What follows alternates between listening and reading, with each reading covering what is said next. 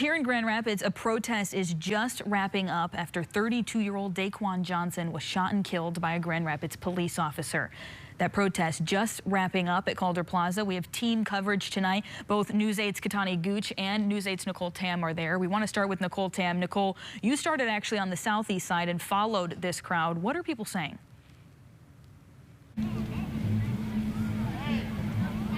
Adriana, that's where the convoy gathered there earlier this afternoon, and we were there. And now we're here at Calder Plaza, and the snow really coming down. And this crowd, the weather doesn't matter to them. You can still see some people behind us staying here, but they're actually moving to another location right now as this portion of their march ends here at Calder Plaza. But Katani was actually here the whole afternoon since about 3:30 this afternoon. What have you been seeing? Yeah, Nicole, when we got here, there was already kind of a smaller group here waiting for that convoy to get here. I know Red Cross was here kind of assisting people with the colt that we're seeing. Some other supporters and people in the community were already here waiting for the family as they started to get here.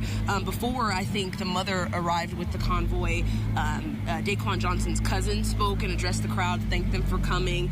They've been chanting things like their demands. Some of their demands include releasing the name of the cops that were involved in that officer-involved shooting, the firing and convicting of those officers as well, and the release of footage. But I know as the convoy came, it was a long line of cars. They were honking, shouting justice for Daquan. What did you hear when you were walking through the crowd? Yeah, and I mean, just here, there's people who never met Daquan or knew him, but they just wanted to be here. They say it's so important to get justice for him and all the people involved in these police-involved shootings as well. And I was at Miss Tracy's where that convoy started that you talked about. There's a lot of people there gathering where that convoy lined up. There was some traffic at some point as they were getting ready to get going on Martin Luther King Jr. and Franklin streets, but they were getting over here, and then they did. There's also a lot of people in vests as well. They're medic teams, having them, as you mentioned, on site as well. So really just a cold day, but they believe their mission is very important, and just we're seeing similar pictures of these people out here this afternoon. Yeah, and you speak to that mission. It's been an emotional event. At some points it has been tense, but I think the emotion that everybody is feeling, whether they knew Daquan or they didn't, or their family members, the message, like you said, has been the same. And even when the mother, Angelica Johnson, got on the megaphone, she conveyed that same emotion of just wanting justice,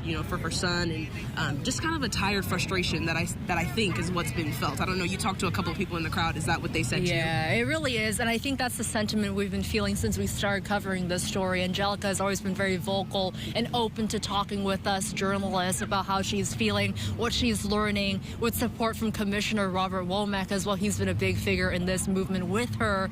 And today we actually want to just be transparent and share. We're not going to show you those images, but they appear to be pictures of Daquan Johnson's body from the autopsy, and you can clearly see wounds that are difficult to look at, and that's what was presented in the crowd here earlier this afternoon. So just a lot of emotions as we heard.